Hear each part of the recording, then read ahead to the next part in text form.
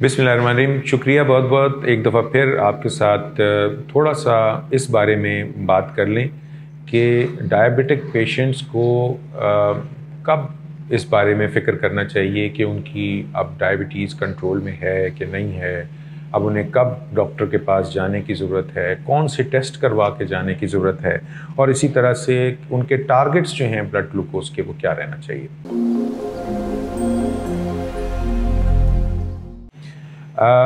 ऐसे मरीज़ों को जो दवाएं खाते हैं उनको कुछ टेस्ट साल में एक मरतबा ज़रूर करवाने की ज़रूरत है, जिसमें कुछ गुर्दों से रिलेटेड हैं, माइक्रोएल्ब्यूमिन यूरिया है, या स्पॉट या 24 आवर की यूरिन है, उसकी प्रोटीन कैलकुलेशन। लेकिन spot urine for protein urea बहुत आसानी के साथ किया जा सकता है। इसी तरह से उनको यूरिया क्रेटिनिन अपने किडनी फंक्शंस के लिए साल में एक दफ़ा, अगर ऑटो इम्यून नेचर है डायबिटीज़ की, तो थायराइड प्रोफाइल का भी साल में एक दफ़ा करवाना बहुत ज़रूरी है, TSH और फ्री T4 का। डायबिटिक पेशेंट्स को साल में एक दफ़ा ECG भी ज़रूर करवाना चाहिए।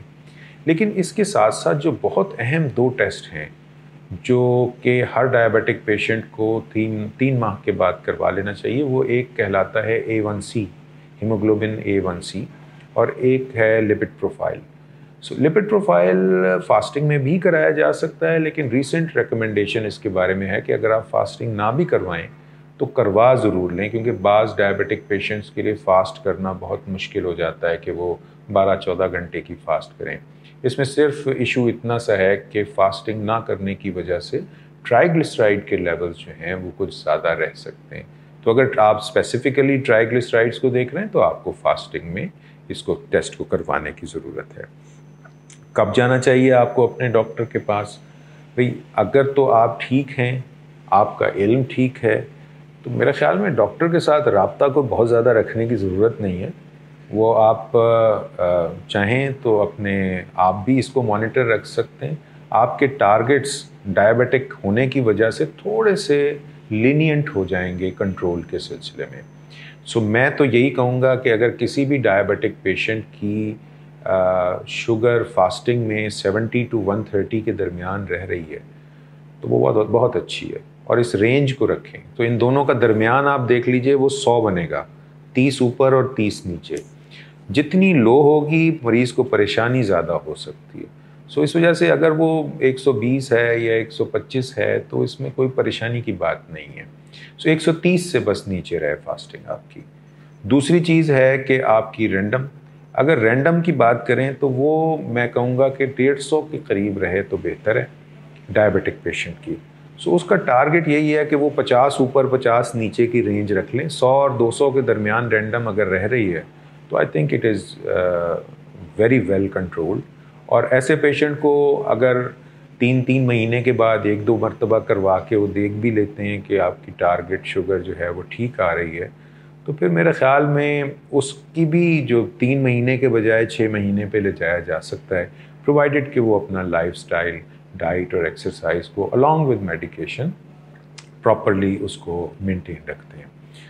आई होप कि मेरी दी गई इस इंफॉर्मेशन से आपको अंदाज़ा हो सकेगा कि फॉलोअप के लिए कब जाना है, अपने इल्म को बढ़ाना है, अपनी फैमिली को सपोर्ट में साथ आगे लाना है।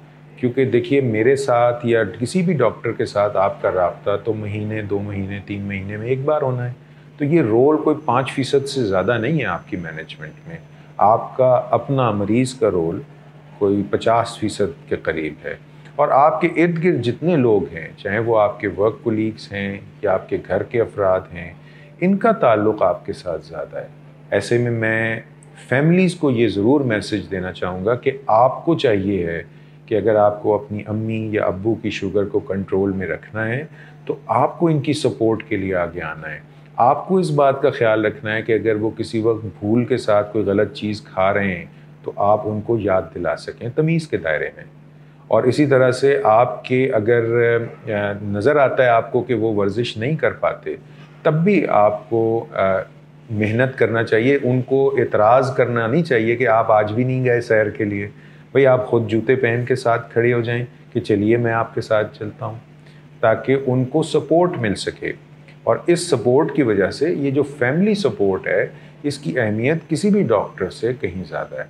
सो आई होप कि आपकी सपोर्ट से आपके जो वालिदैन हैं या प्यारे हैं उनकी शुगर बेहतर तौर पे कंट्रोल रह सकेगी। शुक्रिया।